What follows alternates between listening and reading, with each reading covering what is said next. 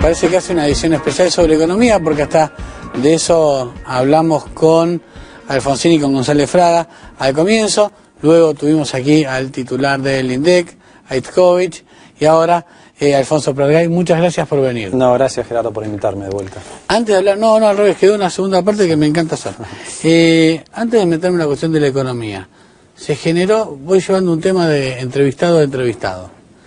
Alfonsín tiró al final de la entrevista que le parecía mucha casualidad, yo creo que inspirado en una nota que yo tengo por acá de Biliones, del Fiel, sí, que le parecía mucha casualidad que siempre los índices que da el INDEC son redondeados para abajo, como si les diera siempre 0,84, de tal modo informan 0,8, y que esto ocurrió durante 33 meses seguidos, que es como si una moneda siempre saliera seca. Y recién Itzkovich me dijo que un economista no tiene maneras de desagregar eso, que no tienen cómo saber cuál es el decimal. Con los números en la mano, ¿se puede hacer eso? Casi te hago de Dr. House del número y después hablamos de economía. Sí, ¿sabes qué? Si estuviéramos en un nivel de 5% de inflación anual, entonces si una décima por mes hace una diferencia, porque estarías hablando de un punto. Pero estamos en 27, 28. Entonces, más allá de que lo que diga Alfonsín sea o no cierto, me parece que la mentira del INDEC es tan impactante que estar jugando con la estadística de que en 33 meses redondearon para abajo es absolutamente insignificante, ¿no? El problema acá es que el INDEC, cuando muestra 0,8, que fue lo que mostró el mes pasado, justamente porque se redondeó para abajo, si vos mirás los índices de las provincias, Gerardo, y entiendo, yo no llegué, pero entiendo que Itzkovich habló de los índices de los privados, porque lo que le encanta al gobierno es decir que las consultoras miden mal. Sí, en rigor sobre la cuestión de las provincias, me lo dijo antes del aire, pero porque realmente no tuve tiempo de repreguntarlo, pero sí, por supuesto habló más de la cuestión de los privados, decía que siempre hubo mucha diferencia, que antes del 2006 también. No es cierto, la próxima vez que me invites voy a traerte un cuadro en el que se ve perfectamente, hasta el 2007 yo te muestro 15 indicadores de provincias y el número del INDEC en una línea, no puedes identificar dónde está el INDEC. Está como entreverado entre todos los otros índices que muestran exactamente lo mismo. A partir del 2007 el INDEC hace así y todos los índices hacen así para arriba, ¿no? En abril de este año, lo que al INDEC le dio 0,8, a las provincias le dio entre 2 y 3%. ¿Se entiende? Que eso anualizado es casi un 30%. Entonces, estar preocupándose porque en el redondeo tengo una décima menos... No, lo tiraron a modo de ejemplo, Rigor. Pero me parece que el problema es mucho más serio. Alfonsín debería estar enfocándose en el problema de fondo, que es el INDEC mide y después miente. Y que mienta redondeando para abajo una décima es nada frente a las 20 décimas que se come todos los meses. Lo tiró a modo de ejemplo, como quien tira una pregunta antes de irse sabiendo que venía justamente el titular del INDEC. Pero se entiende lo que digo, Gerardo, porque si no pareciera ser que lo que el INDEC está haciendo es una picardía estadística. Es mucho peor que una picardía estadística. Mide, y una vez que mide, miente con la publicación de los datos. Porque si no es inexplicable que las provincias que estaban siempre en el mismo rango en torno del INDEC, ahora a las provincias les da mucho más. Provincias como Jujuy. La inflación de Jujuy en los últimos 12 meses es del 34%, Gerardo. Y en Jujuy gobierna el Frente para la Victoria, ¿no? Y hasta donde yo chequeé la última vez en la Constitución, los gobiernos provinciales eran oficiales. Entonces un informe de un gobierno provincial es oficial. No es un consultor privado, delirado, trasnochado de los 90 que quiere voltear el modelo, ¿no? Es un informe oficial de una provincia, del Frente para la Victoria, que mide la inflación y publica lo que le dice esa medición, ¿no? En la entrevista pasada me dijiste, la gestión de Cristina es muy mala en lo económico. Yo de algún modo te lo discutí, vos la comparaste incluso con la de Néstor, y ahí quedó tu mirada sobre lo macro. Yo quería preguntarte hoy... Me quedé corto. Ah. Sí. Como me das revancha, te lo digo. Me quedé corto. Fíjate, hoy anunció Cristina, dijo, estamos llegando al 1.000.000 de viviendas, ¿no? Claro, con la cola sucia salen finalmente a despegarse de Joclender y a tratar de explicar lo inexplicable. Si vos entrás en el sitio de la Subsecretaría de Vivienda, lo que vas a ver allí es lo que la Presidente no quiere ver o no le explicaron, ¿no? Que durante la gestión del kirchnerismo se construyeron 314.000 viviendas. Hubo otras 261 mejoras, y cuando vas al detalle de lo que son las mejoras, es arreglar un picaporte, mejorar un vidrio, digamos, pero viviendas concretas, de principio a fin, 314.000, Gerardo. Durante el kirchnerismo, ¿sabés cuánto aumentó por un crecimiento vegetativo la demanda de nuevas viviendas en Argentina? 1.2 millones. Vale decir, el gobierno más progresista de toda la historia, el que más crecimiento económico tuvo en toda la historia, el que inventó todo, el que hizo todo bien, solamente pudo lograr compensar la cuarta parte de la necesidad de viviendas que se generó durante su mandato. No hizo nada con el déficit habitacional anterior, que son casi 4 millones de viviendas. Entonces yo pregunto, ¿cómo un modelo que se dice ser progresista no hace nada en la vivienda? Nosotros podemos hacer en salud, podemos hacer en educación, pero si los chicos están hacinados con 3 o 4 familias viviendo en un mismo cuarto, no sirve de nada lo que podamos hacer. No, bueno, claramente. Alfonso, mi pregunta igual iba hacia otro lado. Esa es tu mirada de lo macro, que te habías quedado corto, según agregas hoy, sí. Y yo quería ir a la economía chiquita, a la economía doméstica, si querés, o en escala humana, como me gusta llamar a mí. ¿Cómo crees que tiene que ser un tipo que se esfuerza todo el día trabajando y tiene su sueldo, y probablemente su mujer también lo haga, para que ese dinero que gana conserve su valor y esté bien aprovechado? Ya hemos aprendido por los libros que publican tus colegas, etcétera, que ganarse la plata es solamente una parte del tema, y la otra cuestión es saber usarla. ¿Cómo crees que son los meses que vienen y qué debe hacer un tipo? ¿Es momento de comprar una casa? ¿Es momento de cuidarse en los dólares? ¿Es momento de entrar en un plazo fijo en pesos?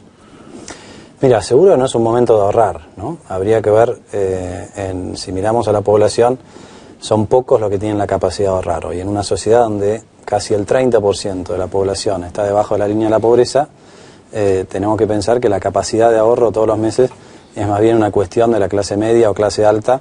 Claramente. ¿No? Bueno, entonces, suponiendo que estamos hablando de la gente que tiene capacidad de ahorro, lo que no le conviene es ahorrar. ¿Por qué? Porque vos vas al banco hoy y te dan un 10% de interés anual en un plazo fijo. Vale decir que si vas renovando el plazo fijo, en un año tendrás más o menos un 12% más de lo que colocaste. La gente sabe muy bien que en un año el precio de todas las cosas va a subir más que el 12%. Va a subir el 25, el 26, el 28, el 30 o más. Lo ve además porque ve que su salario sube más que el 10% o más que lo que dice Iskovich, que mide todos los meses, ¿no? Entonces, hoy no hay ningún incentivo para que el que tiene capacidad de ahorro ahorre. Por eso es el boom de consumo, ¿no? Porque lo que te están diciendo con las tasas de interés negativas es, usted gaste, después vamos a ver, ¿no? Y este es uno de los factores por los cuales este modelo es insostenible, ¿no? Un modelo que se basa casi exclusivamente en el consumo y desatiende por completo la inversión, es un modelo de corto plazo, es un modelo populista de que nos vaya bien ahora, mañana no sabemos, ¿no? Entonces, para la gente, ¿cuál sería la recomendación? Que si sobra algún peso, lo gaste en algún bien durable, porque seguramente ese bien durable dentro de 12 meses va a valer mucho más de lo que le da el banco, y desde el punto de vista de qué hacer o no hacer con el tipo de cambio, eso es bastante más arriesgado. Lo que yo digo es que hoy de las pocas cosas que quedan baratas en Argentina es el dólar, ¿no? Porque todo sube un 30% y el dólar sube un 5%. A propósito de eso, algunos con una mirada más de clase media y más, si querés, liberal del asunto, dicen volvió la plata dulce porque hay aviones que efectivamente salen cargados de gente que tienen esa capacidad económica y compran ropa y cuestiones afuera y las traen, es decir, el precio en dólares afuera y en la Argentina, en algunos artículos para gente de clase media para arriba, es parecido. Otros, sin embargo, lo ven desde el lugar de la competitividad en la producción. Cada uno tiene su manera de opinar sobre el dólar, que vos recién dejaste caer, para vos está barato. Sí, pero mi pregunta es la siguiente: ¿a quién beneficia que el dólar cueste lo que cueste, que ahora vos definirás si está bien o mal, y cómo debiera ser ese valor desde tu perspectiva? Te cuento cómo era el valor cuando nosotros estábamos en el Banco Central, y arranco de ahí y después la seguimos con el ping-pong. Nosotros nos fuimos del Banco Central en septiembre del 2004. En ese momento estaba casi en 3 el dólar. O sea, por un dólar te daban 2,98 pesos.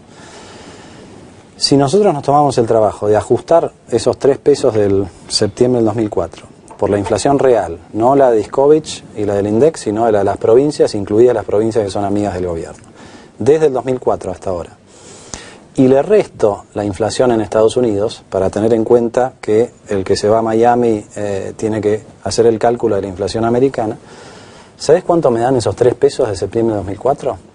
6,80. Yo no estoy haciendo un pronóstico ni una recomendación. Lo único que digo es, cuando se hacen las cosas bien en Argentina, y sobre todo cuando se mantiene baja la inflación, el tipo de cambio no es una preocupación. Detrás de la discusión del tipo de cambio no está el nivel, si tendría que estar en 4, 5 o en 3. La discusión de fondo es, esta inflación es insostenible. Y esta es una inflación para todos. Es inflación para el exportador, es inflación para el asalariado, es inflación para el jubilado, es inflación sobre todo para el 30% de la población que no tiene manera de protegerse, ¿no? Entonces, el gobierno habla de LSD para todos, fútbol para todos, merluza para todos. Lo más importante es inflación para todos, porque eso le pega a todos, pero le pega mucho más a los que menos tienen. Y en la discusión cambiaria, en realidad el trasfondo de la cuestión es esa, ¿no? Porque al final del día vos lo que querés ver como exportador, como importador, como empresario o como asalariado, es cómo se ajustan tus costos respecto de los costos de tus potenciales competidores. ¿Me explicás de nuevo el cálculo que terminó en 6,80 y que tuviste, me parece bien, que claro, no es un pronóstico, ni es un pedido, pero para volver a repasarlo? Yo tomo los 3 pesos... Costaba 2,90 y pico el dólar. Sí, 3, redondito. Sí, ponerle 3. La inflación en los últimos 6 años, en promedio, estuvo cerca del 20%, ¿no? Acumulo ese 20% año tras año, ¿no? Me da más que el 120% porque es acumulado. Entonces eso me da un número arriba de 7, ¿sí? A eso le tengo que sacar la inflación americana de los últimos años, claro, para ver el poder adquisitivo de un dólar frente allá y acá, ¿no?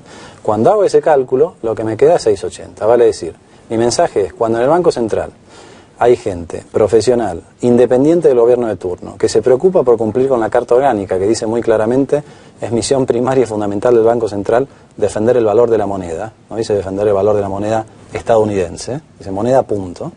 Defender el valor de la moneda es asegurarse que los precios no crecen, que no crecen mucho por lo menos, y que la inflación es baja y estable. Cuando se hace eso, la discusión cambiaria no existe. En la época de Martínez de Oz, algo dijimos la vez pasada. El problema no era tanto que el tipo de cambio estaba fijo, sino que la inflación estaba en el torno del 20-25%.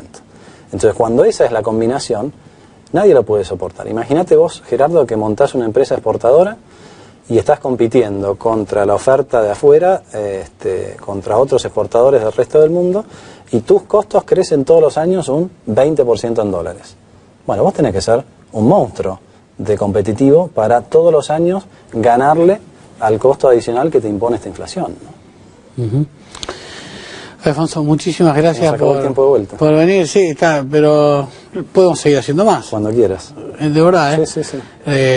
porque la otra vez lo prometimos por un martes y por Twitter me bardullaron porque no lo hicimos, realmente no pudimos, no es que no pudimos. Pero realmente no es que no tuviéramos invitados, sino que teníamos un tema de agenda. Absolutamente. Gracias por venir y espero que vuelvas, porque quieras. la verdad es que los temas económicos a mí me interesan especialmente y entiendo que a buena parte de los que ven el programa también. Son los programas que mayor repercusión tienen, los que más preguntas generan, y la verdad es la cuestión sobre la que más tenemos que pensar, porque verdaderamente nos llegan aquí al programa, a nuestra vida, discursos tan enfrentados que, bueno, siendo algo tan importante para todos, nos lleva el doble de esfuerzo entender, y a mí me parece que a este programa le debe llevar el doble de tiempo para entender de qué va el asunto. No, me parece muy bien. Y el mensaje que siempre hay que recordar es que los números no mienten. Los que mienten son los que usan los números de una determinada manera. Gracias por venir. A vos.